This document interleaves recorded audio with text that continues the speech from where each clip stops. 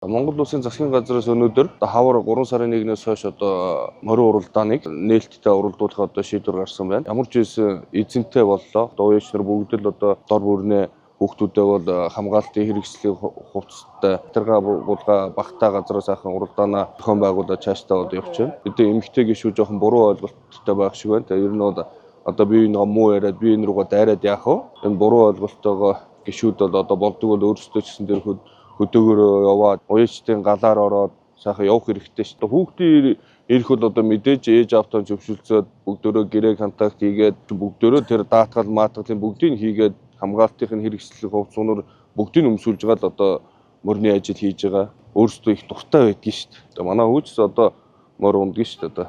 5 настайгаас хойш унсаа тэгээд 5 жил унлаа шүү дээ. Ил байна гэдэг чинь хамгийн зөв байхгүй. Даалд болохоор чинь тэнд юу болж байгааг нь мэддэхгүй хүүхдүүд чинь тэгээд зам харгуу муу газар уралдаад хүүхд ойч ирсдэг тийм нөхцөл зөндөө энэ 6 жилд бүртгэгдсэн баг. Энийг ил тод болохоор чи бүх юм зохион байгуулалттай холбоод нь ажиллаад эхэлчихэж байна. Уяач ч гэсэн өөрсдөө хүүхдийн аюулгүй байдлыг маш их өндөр байдалтай хариуцаж явдаг шүү. Нууцаар 6 жил уралдлаа шүү. Сүлжээ барихгүй, жалгын өмнө чамаагүй л очиад уулын арын үртэл очиад уралддаг байлаа. Тэгээ энийг ямар ч үсэн ил тод болгож өгсөн засгийн газарт уяачдын зүгээс маш их баярлж байгаа.